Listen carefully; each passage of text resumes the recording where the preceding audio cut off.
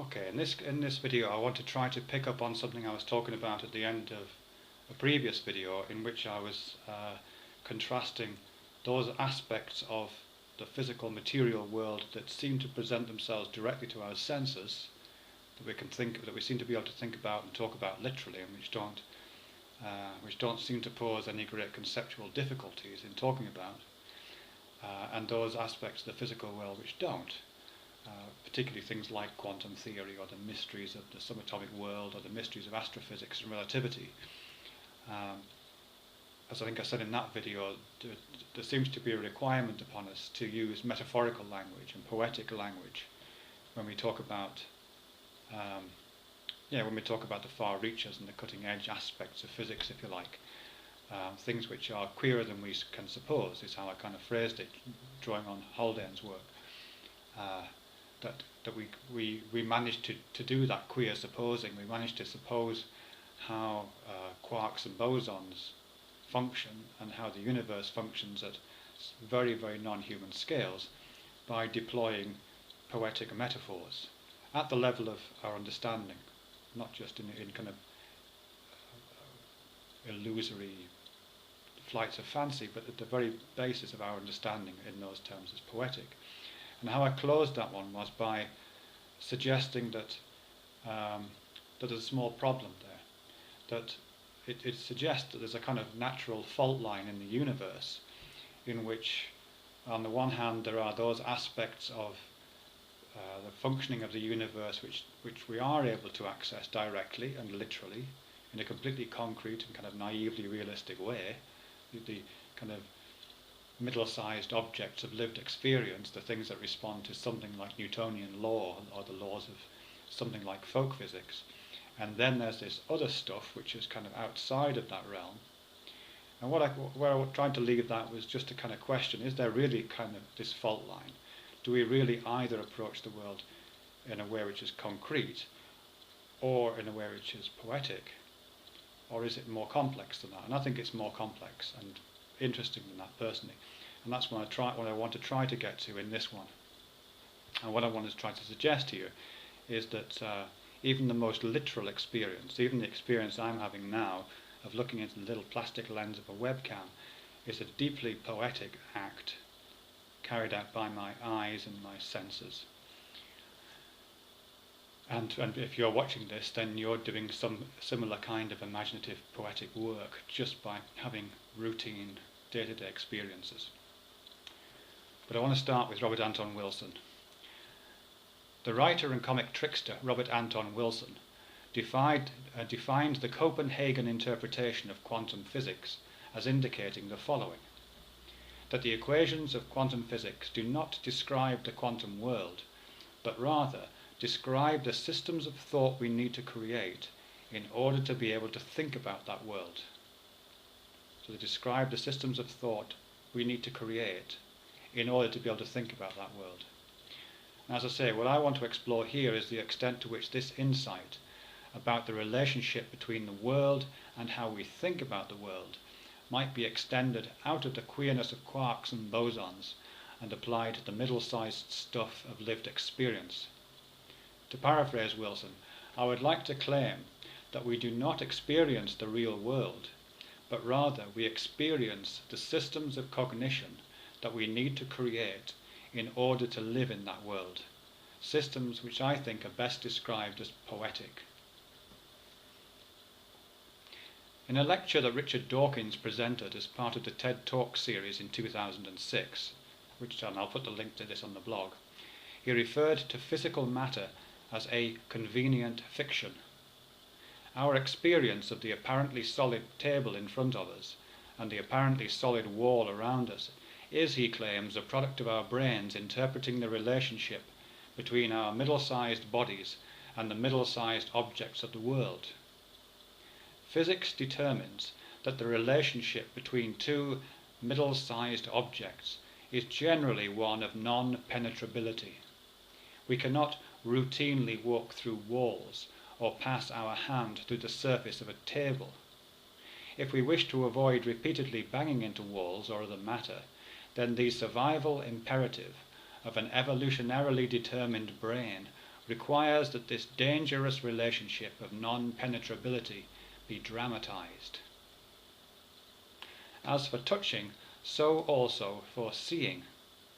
The visibly material existence of the world comes to us on waves of light, but light, also, is simply the word we use to describe another drama staged by our brain.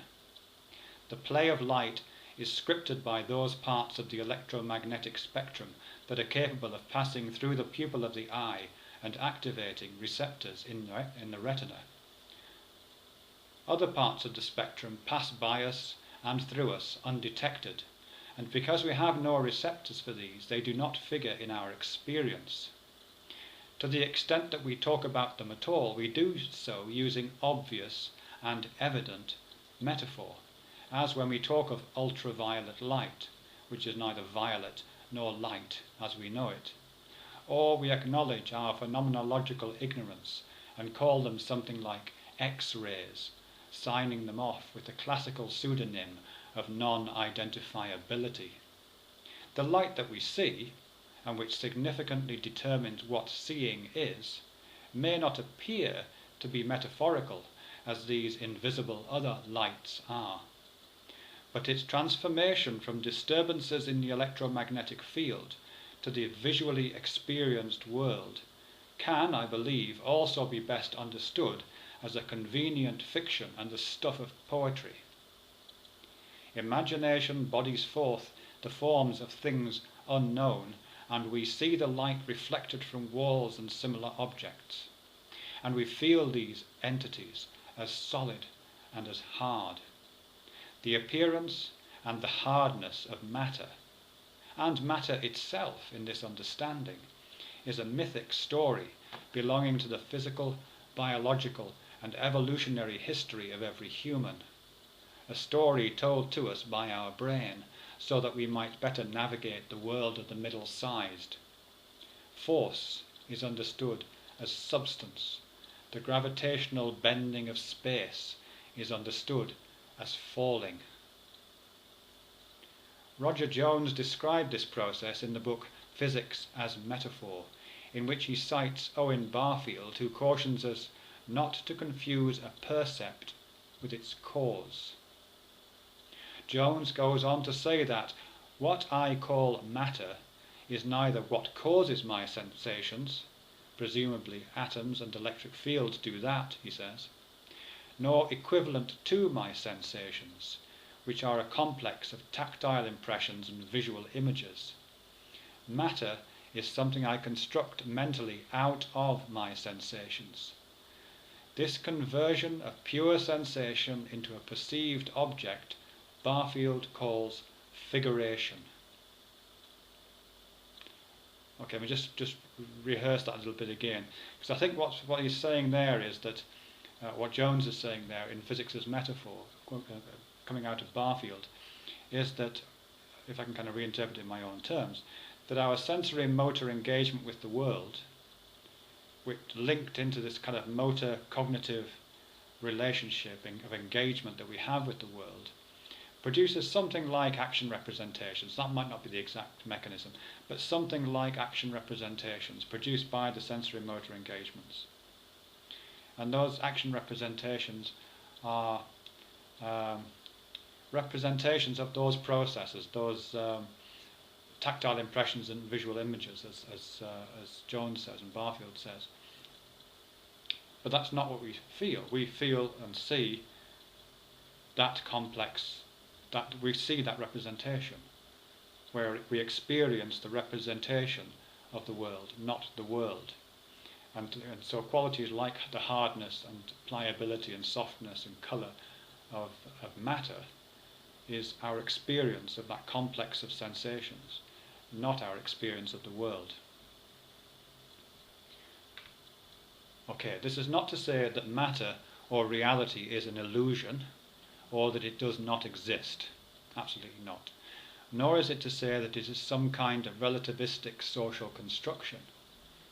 Rather, it is an acknowledgement that the physical world is always seen through the dark glass of our own embodiment. To paraphrase Richard Dawkins, we said that science is the poetry of reality.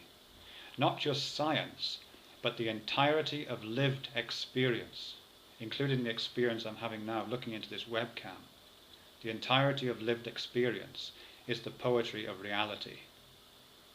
To the extent that cognition dramatizes physics and turns it into matter, experience is an act of poetry. Okay, that's where I want to leave it. Thanks very much for your patience in watching, and good night.